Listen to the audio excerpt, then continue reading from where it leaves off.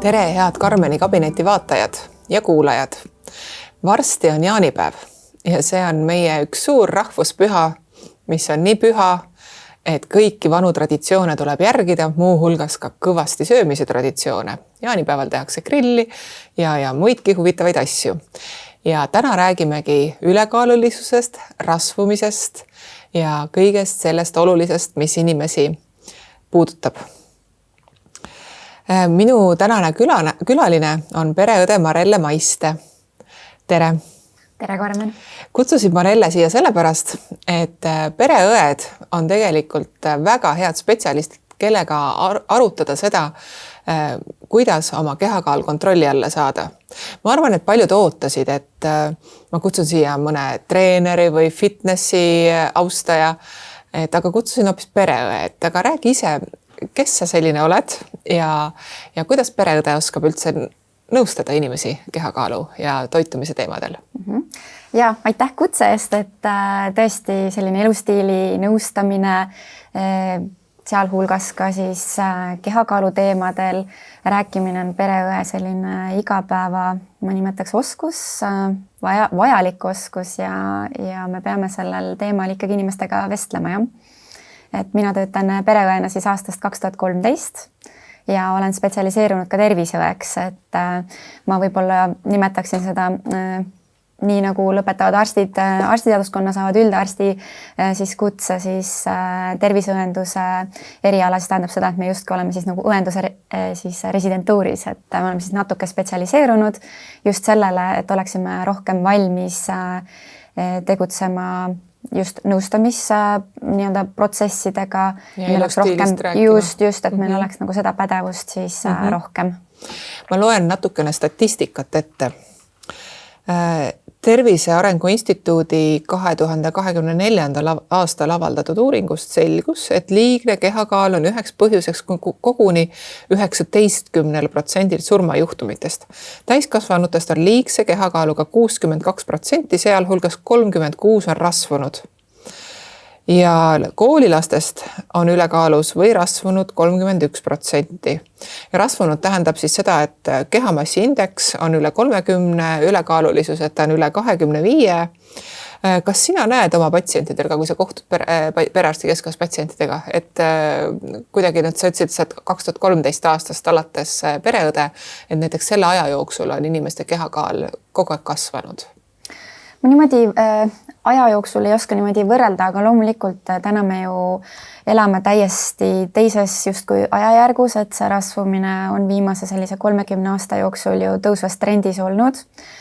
Ja märkamise koha pealt ka see, et tegelikult kui me kõik võib-olla ühtlaselt natukene kogume kilogramme enda kehale juurde, siis tegelikult me harjume selle nagu, see muutub nagu normiks ja tegelikult on väga-väga raske teinekord ka öelda peale vaadates inimesele, et ta võiks, tema kehamassi-indeks võiks nüüd 30, eks ole, olla, et me harjume kõigega ja tõesti on nagu keeruline nüüd silmnähtavalt seda siis statistikat nii-öelda öelda, et 2013 oli nii ja nüüd on naa, aga loomulikult see trend on ikkagi pigem siis ülekaalu suunas ikkagi märgatavalt, jah.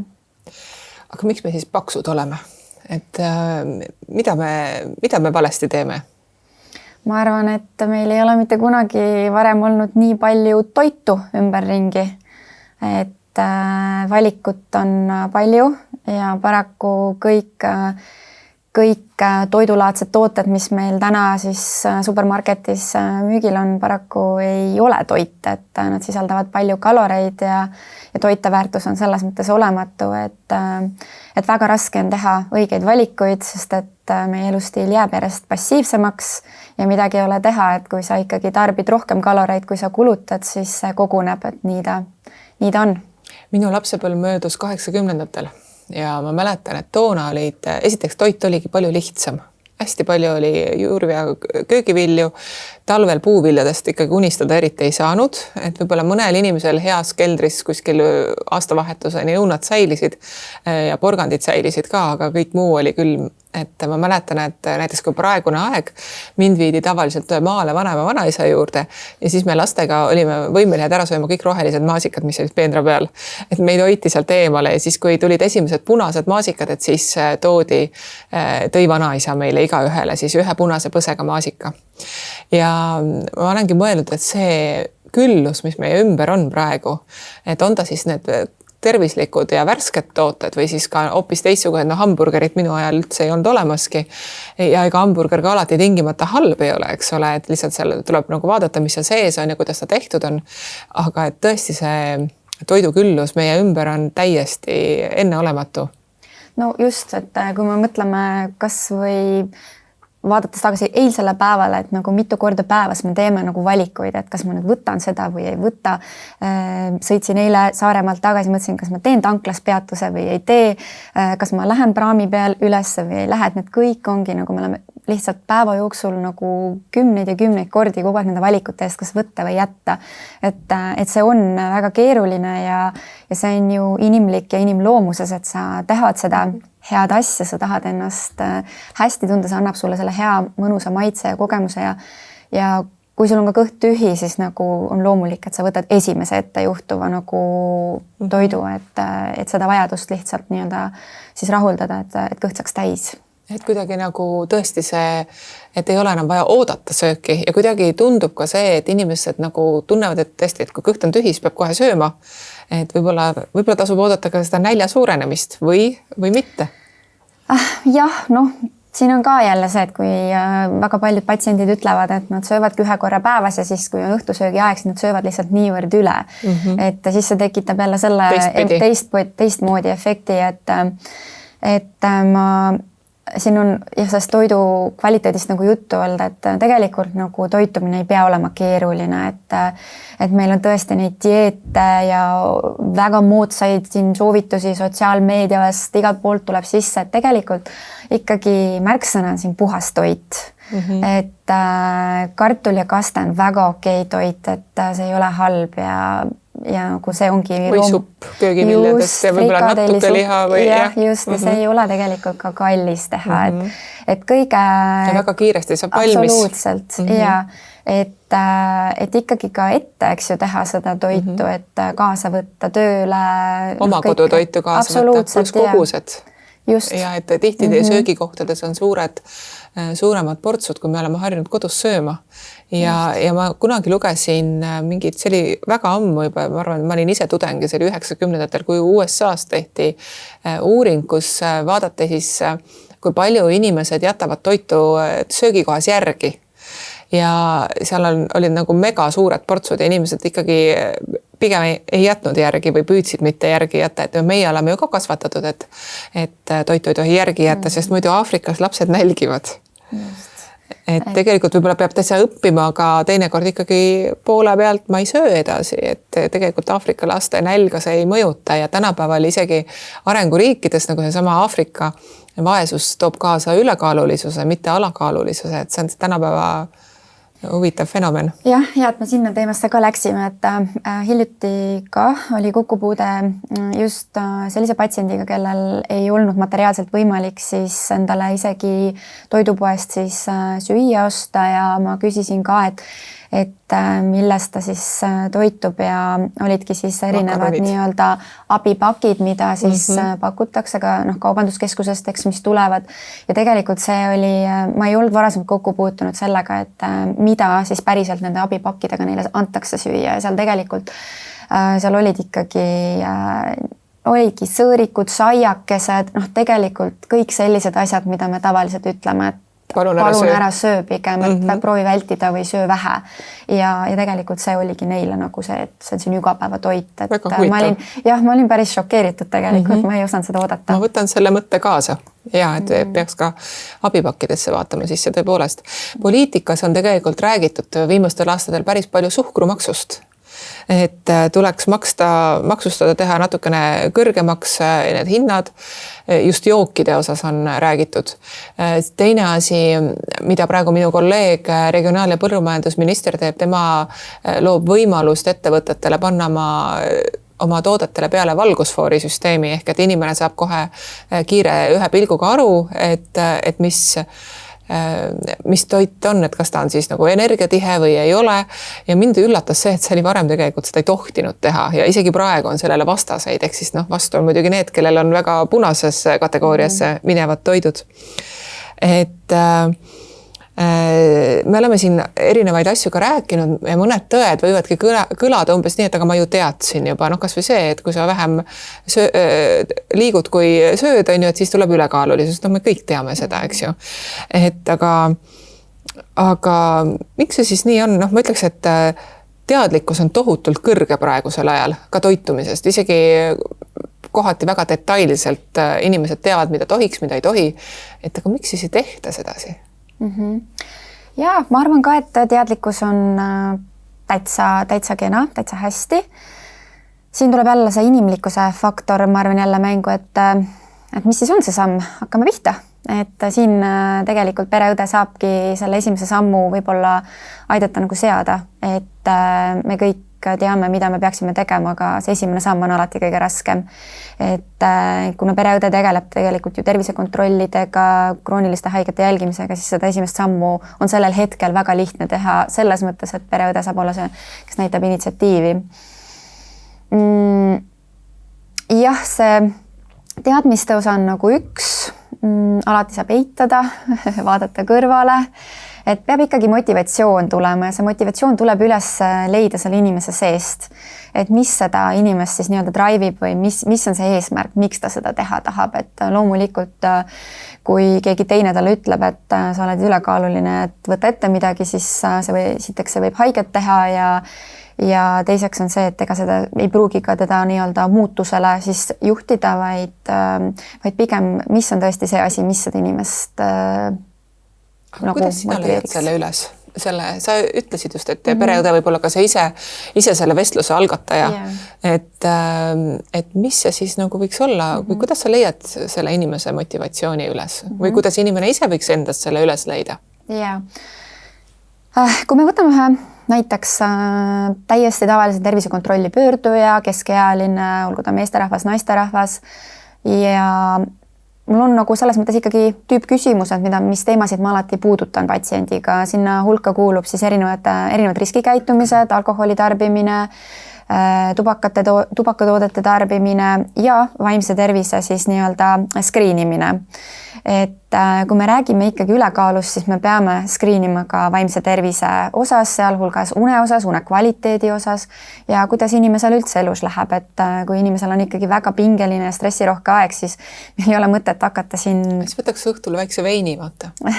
Pinge läheb ära ja siis nagu jääks nagu justkui paremini magama, et mis see siis nagu... Just, eks see uimastite puhul ju täitsa ootuspärane nii-öelda mõju on, et alkohol on uimasti ja annab kaloreid. Ja annab kaloreid, sinna juurde snäkke ja tegelikult ka ikkagi eestlaste alkoholi tarvitamine on ka päris muret tekitav. Nii on jah.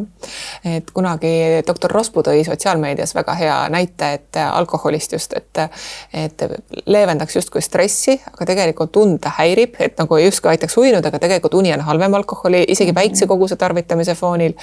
Kaloreid toob, peavalusid põhjustab ehk et kõiki neid asju, mille üle me iga päev kurdame, et kes on selline regulaarne väikest alkoholikoguste tarvitaja, et sellel võib olla kasu sellest, kui ta ei tarvita enam, et kuidagi siis muudab oma harjumusi näiteks. Et ja samamoodi ka kehakaalu puhul tõesti, et vaimne tervis on üks väga suur alus. Et ja kas üks küsimus veel motivatsiooni kohta, et väga sageli inimesed hakkavad oma elu muutma siis, kui on midagi juhtunud, infarkt või vähidiagnoos, mida tihti kusjuures ei seostatagi ülekaalulisusega. Samamoodi ka vaimse tervise häired ülekaalulisus põhjustab, et see on nagu arusaadav, kui inimesele on äkki kohale jõudnud, et midagi on pahasti ja ma võin tegelikult ikkagi oma elustiiliga asja veel paremaks teha, mis on tõsi. Et kuidas sa jõuad nagu sinnamaani, et inimene teeks selle otsuse enne, kui tekib see tühistus? Jah, eks on jälle selles mõttes keeruline, et kõige sagedasemini me näemegi patsienti võib-olla, kes tuleb mootorsõiduki tervisekontrolli. Et me teeme selle esmase tervisekontrolli pereõe poolt ära ja seal me võime leida selle potentsiaalse siis inimese, kellel veel ei ole seda kroonilist haigust diagnoositud, et me saame veel ennetada. Aga väga sageli ikkagi meie selline kontingent on see, kellel on juba mingisugune siis diagnoos et olemas. Saab siis juba ennetada rohkem. Just, ja kuna selline tüüp nii-öelda küsimuste jada mul on, mida ma nii-öelda patsiendiga arutan, siis üks see nii-öelda küsimuste osa on ka siis, kui ma märkan, et patsiendil on ülekaalu muret, räägime terviseriskidest, siis ma lihtsalt pean seda rasvumise ja ülekaalu teemat puudutama ja ma pean tema käest ikkagi ka luba küsima, et kas tal on okei sellel teemal rääkida natukene rohkem, sest et väga sageli inimesed kurdavad, nad on tundlikud ja nad kurdavad ka selle üle, et kõikide murede siis põhjustajaks ongi kogu aeg kõik need arstid ütlevad seal, et kogu aeg on see ülekaal. Jah, just, et nagu inimesed tunnevad ka juba, et nad on sellest koormatud, kõik ütlevad seda ühte asja. Kõikide murede põhjus on siis see ülekaal. Jah, et lõpuks tuleb ikka motivatsioon enda seest leida. Just, et see motivatsioon ja tegelikult nende avatud küsimustega ja see vaimse tervise sõelumine tegelikult väga sujuvalt me jõuame selleni, et mis teda võiks motiveerida, mis tema elus võiks paremini olla, kui ja inimest nagu kuulata ka, eks ole. Ja. Aga meil on üks huvitav tänavaküsitlus tehtud, et vaatame korraks seda, mis siin inimesed arvavad. Kes on selles süüdi, kui inimene kaalub liiga palju? Seda ma ei oska küll öelda, eks ta ise ikka on süüdi, ma arvan. Ta ise? Tema ise või siis või need on, ma ei tea, kuidagi geenid äkki või ma ei tea mida. Jah. Ma arvan, geenid. Inimene ise. See on väga keeruline küsimus, seal on palju komponente, kindlasti on inimese oma vastutus, aga on ka sotsiaalne komponent ja keskkonna komponent ja selle kõigega tuleb arvestada. Kui sa teed trenni, siis ei lähe paksuks. Kui sa ei tee trenni, siis oled nii. Ja, no ühesõnaga, tegelikult oli mu küsimus natukene provokatiivne, eks ole, et kes on süüdi? Ja tihti tegelikult selle sama ülekaalulisuse teemaga esiteks kaasneb nagunii süütunne ja teiseks kaasnevad ka süüdistamise, just ise tõid välja, et ka isegi tervishoius, et kõik öeldakse, et umbes vaata passi ja vaata, kui paks sa oled, eks ju. Et nagu kaks sellist argumenti, et kuidas selle süütundega on, kuidas sina nagu käsitled või kuidas sa tuled toime sellega, et patsient tunnebki tegelikult süüdi ennast? Jah, võib-olla ma tooksin ka siia juurde võib-olla sellise nagu arusaama veel, et tegelikult nagu me ühiskond ikkagi võtab ülekaalulist inimest kui sellist, et ta nüüd on automaatselt haige inimene ja sale inimene, tema nüüd on automaatselt terve inimene, et nagu see on ka minu arvates nagu väga levinud, et kuigi tegelikult ülekaaluline inimene võib ju olla täiesti norm terviseparameetritega, et ei pea olema seal miskit halvasti. Süütunne, jah, süütunne on, ma arvan, et paljuski tulebki sellest ümbritsevast, et saledad inimesed on ikkagi rohkem justkui atraktiivsemad. 18. sajandil ei olnud mitte Rembrandt, vaid mis need, ma ei suuda nüüd seda kunstnikku öelda, kes tegi neid kauneid priskeid naisterahvaid, siis ta oli ikkagi iluideaal. Just, et ma arvan, et see süütundega võitlemine ongi see, et kas inimene ise tunneb ennast halvasti või mitte ja selle poole nagu liikuda, et kui ta ise tunneb ikkagi enesetunne on ka halb, siis tegelikult seda saab alati parandada. Ja, sest ega see kehakaal on keeruline. Mina ise olen ka 5 kilo juurde võtnud nüüd oma ministriametiga. Ma väga jälgisin oma päevarežiimi ja toitumist ja kõik, aga nüüd on kõik nii ebaregulaarne ja vähe saan liikuda ja kõike seda ma tunnen, et ma olen ka oma elus võtnud mõned asjad nagu ette, et tagasi minna sinna, kust ma alustasin, et alguses oli see stress ka väga suur. Aga oletame, et nüüd on mõni inimene, kes seda kuulab või vaatab, on samamoodi, tunneb, et kas on 5 kilo või kellel on 3 kilo, kellel on võib-olla 30 kilo või 20 kilo. Et mida siis nagu soovitada inimesele, et mis need 3 esimest asja oleks, mida ta võiks endal läbi mõelda ja kuidas edasi minna? Ühte universaalset soovitust võimatu anda, sest et iga inimese elu on nagu niivõrd erinev, et kuna mina ise armastan ikkagi väga toitu kaasa endale töö juurde teha, et siis see on nagu tegelikult väga hea viis kontrollida, mida sa sööd. Et mina näiteks ei saa muide, ma ka varem tegin absoluutselt kaasa. Ei saa. Ja osad ei saa teha, eks ju. Jah, et hästi keeruline on. Just, aga siis on ikkagi see, et söö puhast toitu, söö natukene nii, et kõht jääb tühjaks, mitte üle. Ja võib-olla kolmas soovitus oleks liigu õues, siis tuleb õhtul hea uni. Ja no mul on uni õnneks jube hea, ma kipun sinna põgenema sinna unesse, et see väga hea on, hoiab vaimset tervist ja kõik on hästi. Et kui ma ise töötasin perearstina, siis ma ka tegelikult hästi palju nõustasin ka inimesi, kellel minu juurde jõudsid nad juba ikkagi suure kaalu muutusega, eks ju. Ja siis ma mäletan, et ka üks soovitus, mis ma alati andsin, oli see, et ära mõtle, et mul on 30 kilo vaja kaotada või 20 või 10 või et et alustame ühest. Realistlikud eesmärgid. Et nagu samm-sammult ja see tegelikult on nagu selline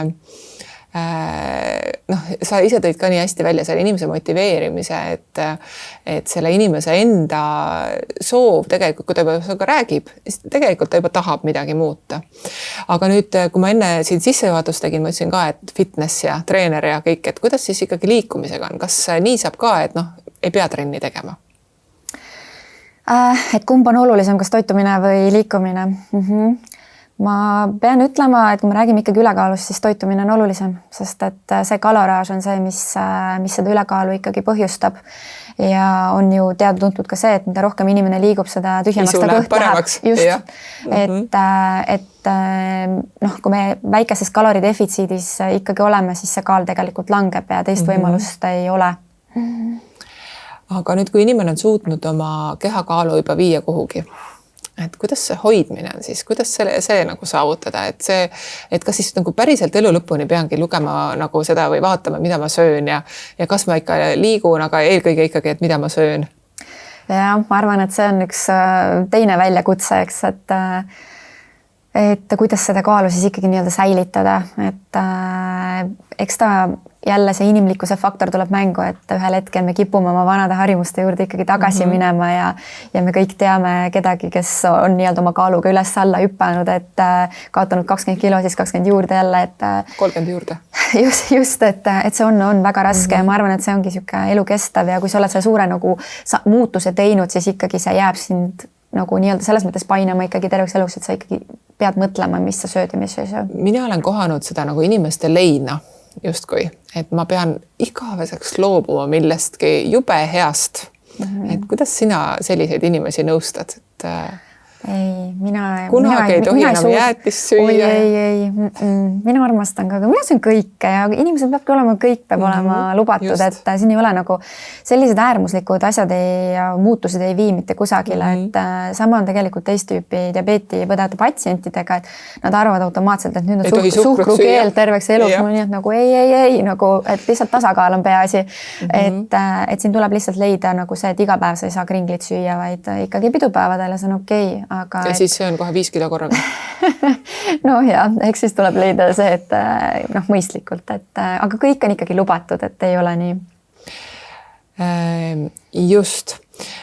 Siis teine asi, mida inimesed sageli ütlevad, ongi see, et ma ju võin püüda ja proovida, aga vaat kui kõrval sõbranna sööb šokolaad ja tema ei lähe paksuks, et kuidas nagu sellega toime tulla, et see keskkond meie ümber tegelikult ei soosi kehakaalu langetamist, et riigi poolt on küll proovitud üht-teist ära teha, et kas või alates sellest, et kui me rääkisime alkoholist, et alkohol on peidus rohkem ja nii edasi ja on ka toitumise nõuded, ütleme nõuded toidule näiteks, mida pakutakse koolides ja niimoodi.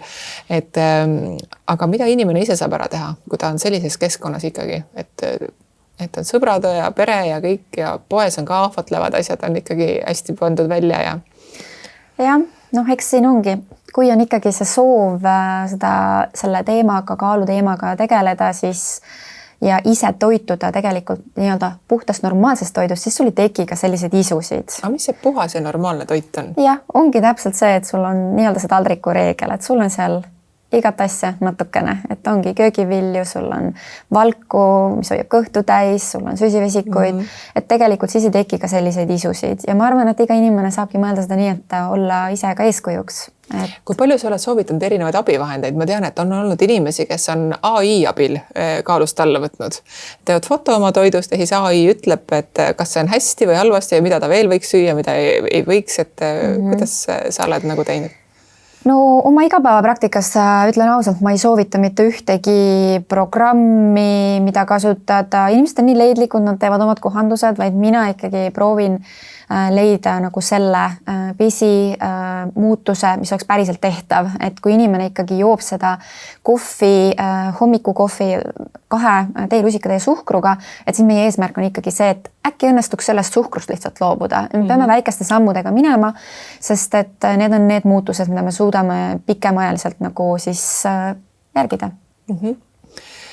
Aga mida sa arvad erinevatest toidulisanditest või imejogurtitest? Ja meil on ju, kui me vaatame erinevaid reklaame, siis on hästi palju. Kõigepealt öeldakse, et tule tee igasugused vereanalüüsid ja siis veel vahel soovitatakse ka veeni kaudu vitamiine, et kas just kehakaalu langetamiseks, aga ikkagi igavesti noorena püsimiseks. Et mingisugused sellised asjad, et kuidas sa suhtud nendesse?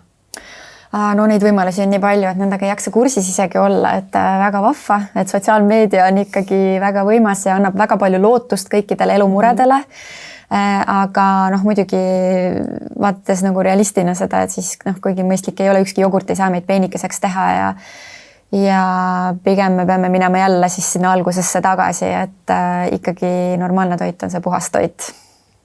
Ja sa oled hästi palju öelnud see puhas toit, et see on nii, see kõlab nii ilusasti. Et ma arvan, et Eesti inimene tegelikult hindabki just sellist toidu puhtust ja värskust ja kõike seda, et lihtsalt iseasi, kuidas inimesed suudavad ja jaksavad oma päevas teha kohandusi, et see puhas toit endale kättesaadavaks teha. Just, aga me alati leiame vabandusi, miks me ei saa midagi teha, et väga lihtne minna poodi, võtta see poolfabrikaat lasanja sealt, eks ju, see on meeletu kaloraaž, mis me sisse sööme selle asemel, et ise kodus see toit valmis teha ja võtta enda, et oleks õhtul olemas, et need poolfabrikaattoidud on meil nagu eriti hullud ja me ei saa seda nimetada puhtaks toiduks. Ja kui ma enne ka küsisin, et kui inimene ütleb, et ta peab loobuma millestki, siis ja ta teinekord tulebki nagu lein või justki, et ma olen ju alati armastanud hästi süüa ja nautinud seda söömise protsessi. Mina ise olen inimestele alati öelnud seda, et esiteks, et sa võid ju edasi ka nautida, ega siis keegi ei keela. Lihtsalt inimene ka harjub ära ka teiste maitsetega teinekord, võib-olla tõesti vähema suhkruga ja et see järk-järgult nagu proovida. Ja teine asi, et alati saab ju mõelda sellele, mida ma saavutan või kuhu ma jõuan, et mis on see trepp, kust ma hakkan üles ronima, mis seal tipus mind ootab. Et mina olen nagu püüdnud ka sedapidi inimesi motiveerida. Just absoluutselt need sammud, mis on nagu tehtavad ja kuhu suunas me soovime liikuda. Just, me oleme hästi palju rääkinud elustiilist, aga tänapäeval ju väga populaarne on ikkagi minna ka küsida retsepti. Et ma manustan ühte ravimit, ükskõik, et need tänapäeval toimeaineid on mitmeid. Varem oligi ainus variant ravimeid sellise efektiga ei olnud, olid teist tüüpi kaalu langetamisravimid, mis osutusid isegi ohtlikeks kohati. Ja siis oli ainult maovähendusoperatsioon valikuks inimesele, kes soovis olulisel määral kaalust alla võtta, kes vajas seda tõesti tervise tõttu. Ja tänapäeval on siis olemas erinevad kaalulangetusravimid. Et kuidas sa nagu nendesse suhtud või millal sa suunad arsti juurde, et hakata tegelema kaaluraviga?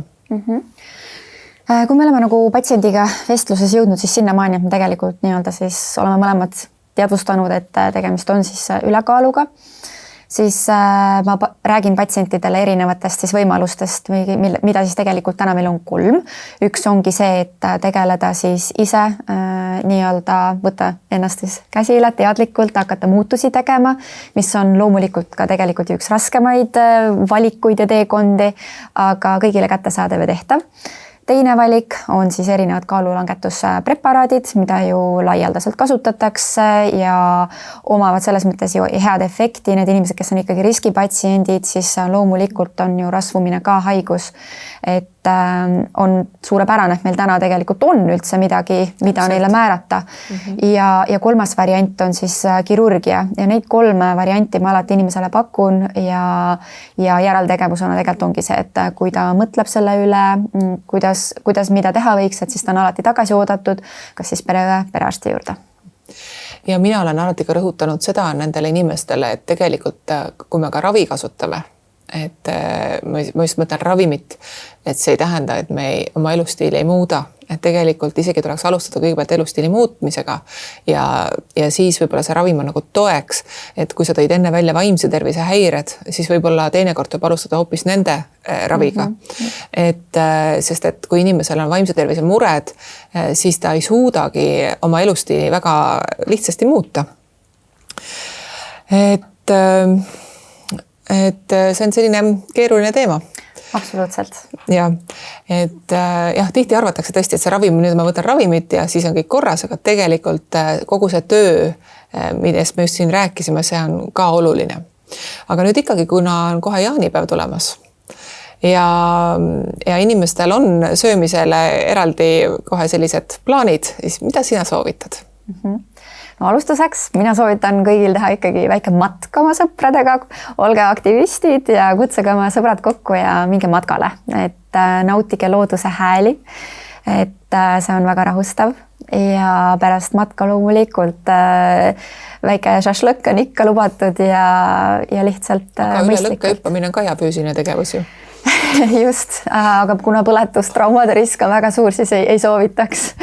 Vot meil oli just eelmises podcastis oli siin EMO arst, tema ka ei soovitanud, nii et juba 2-kordne soovitus siis valida muu füüsiline tegevus. Absoluutselt, jah, just. Nii, aga mis me selle söömisega teeme ja köievedu ja siis on need traditsioonilised jaanipäeva mängud, tõepoolest see on hea märkus. Just. Et selles mõttes ikkagi ka alkoholiga piiri pidada, nagu ma eelnevalt välja tõin, siis alkohol on uimasti, ohutut tarvitamist ei ole olemas. Me saame lihtsalt tarbida siis madala riski piirides ehk et võtta mõistlikult. Tänapäeval on ka väga maitsvaid alkoholivabasid jooke. Absoluutselt ja ka madala kalorsusega, nii et just. Alkoholivabasid tooteid, et selles mõttes valikuid on. Et ja kuidas me šašlõkiga teeme? No ma arvan, et ega see 1 tükikene, 2 tükikest seda sealihasašlõki ka ei ole kellegile selles mõttes kuidagi, ei ole karuteene, et vitamiin B12 saab sealt ilusti kätte, nii et... Ja, salad kõrvale saab teised vitamiinid ka kätte. Just, kodujuustu ka. Just. Siis on valgud ka veel täiesti olemas. Ja. Nii et menüü on paika pandud. Absoluutselt. Igatahes aitäh sulle ja ma usun, et sinu patsiendid saavad väga häid nõuandeid ja hästi tore on kuulda, kuidas sa keskendud just sellele emotsionaalsele poole, kui inimest nõustad, et ma arvan, et see kaaluteema ongi hästi emotsionaalne probleem. Nii et aitäh ja ma soovin sulle jõudu tööle. Aitäh. Ja nüüd ma loen ette mõned küsimused, mida vaatajad ja kuulajad on mulle saatnud ja siis ma ise püüan nendele vastata. Nii, mitu jäätist päevas võib süüa? See küsimus kõlab nii nagu umbes, nagu arst ütleks näiteks, et võtke seda tabletti 3 korda päevas. Et ma kindlasti sellist retsepti anda ei saa. Jäätist võib süüa küll, aga ma iga päev päris ei soovitaks. Tuleb lihtsalt vaadata, mis see muu on ja millised on muud tegevused ja mõtelda siis, kui palju ma sealt suhkrut saan ja kui palju ma sealt näiteks mingeid muid asju saan või ei saa ja tuleb sellega arvestada, et ma ei saa öelda ühte asja, mida võib või ei tohi teha. Nii, mida riik ülekaalu epideemiaga võitlemiseks ette võtab? No meil on tehtud erinevaid asju juba praegu, aga kui nüüd rääkida lähiaja tegemistest, siis 1. septembril jõustub sotsiaal- ja haridusasutuste toitlustamise määrus. See siis tähendab seda, et on tõstetud värskete toiduainete kogust, on öeldud mitu kogust, kui palju peab midagi olema minimaalselt ja samamoodi ka liha ja kala sisaldus on täpsemini reguleeritud ja siis on kirjeldatud ka seda, mida võib olla maksimaalselt ehk et teatud toidu koostisosi, näiteks soola ja suhkrut peaks olema siis vähem. Ja ajakirjandusest on ka läbi käinud see, et oi, väga paha, minu laps enam koolis süüa ei taha, sest seal ei ole enam piisavalt soola. Ja kui minule on need etteheiteid on tõesti teinud kas lapsevanemad ja mõnikord ka ajakirjanikud, siis ma olen ikkagi öelnud, et sool on üks komponent, mis tõstab lõpuks kokkuvõtteks ülekaalu, et ta viib lõpuks ülekaalulisuseni ja seetõttu me juba lastel on ülekaalulisus probleem ja seetõttu me vähendame soolasisaldust laste toidus. Tegelikult naturaalselt saab inimene soola ja soolakomponenti, naatriumit ja kloriidi väga erinevatest toiduainetest, et juurde soola väga palju ei olegi vaja, natuke on vaja, aga mitte väga palju. Siis lisaks Nutri-Score, mida veab Põllumajandus- ja Regionaalministeerium ehk siis selline valgusfoorisüsteem, siis toitumisnõustamise teenuse tahaks tuua tervishoiu juurde või siis ka isegi väljapoole tervishoidu. Ja lisaks uurime praegu ka seda, et kuidas on erinevate toiduainete näiteks ja ka ebatervislike jookide, aga seal siis ka alkoholi ja nikotiini reklaamide nähtavus lastele. Et seda tahaksime uurida ja võib-olla on vaja ka siin midagi rohkem ette võtta. Ja ühesõnaga selliseid väikseid tegevusi on. Riik on tegelikult Eestis juba päris palju teinud, aga ma arvan, et inimese enda vastutus on siin ka päris suur. Nii, ülekaalu mõõdetakse kehamassi indeksiga KMI, ka kaaluravi saamine on sellega seotud, peab olema üle 30. Kas see on üldse tänapäeval mõttekas mõõdik? Väga lihastes inimestel on ju kehamassi indeks kõrgem. Tõepoolest, tegelikult meditsiinis on kasutusel ka teisi mõõdikuid ja kõige universaalsemaks loetakse üldse vöö ümbermõõtu, mis näitab seda, kui suur hulk inimese rasvkoest paikneb tema siseelundite ümber. Ja see on just lähtuvalt terviseriskidest võib-olla isegi kõige täpsem ja samas ka kõige lihtsam näitaja. Kehamassi indeks on objektiivselt kergem ja lihtsam mõõta ja selle tõttu on ka see võetud üheks mõõdikuks, aga loomulikult igasuguste ravimite määramisel, ka toitumisrežiimi ja liikumisrežiimi määramisel arvestatakse sellega, milline on inimese lihasmass.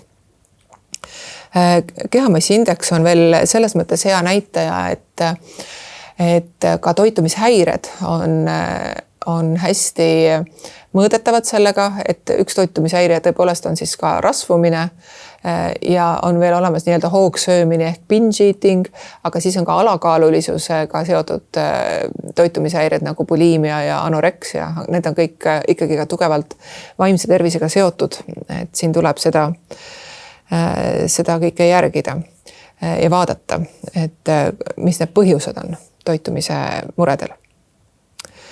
Mida ma saan lapsevanemana teha, et hoida oma laps tervislikus kaalus? Ma ei saa ju kontrollida, mida ta väljaspool kodu sööb.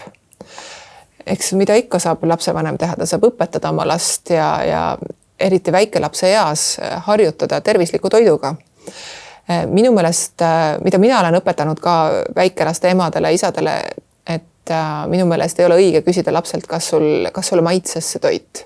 Toidu puhul tänapäeval me ei saa rääkida ainult maitsest, pigem küsime, kas sul sai kõht täis.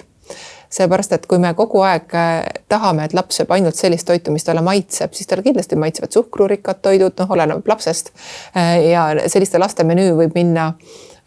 Laste menüü üldse kipubki olema väga ühekülgne, kui lasta ainult lapsel endal valida. Et seetõttu tuleb õpetada lapsele ikkagi toidu proovimist, erinevate tervislike toiduainete valikut panna ka tema ette, et las ta proovib ja harjutab juba sellest ajast, kui ta on beebi ja hakkab näputoitu sööma.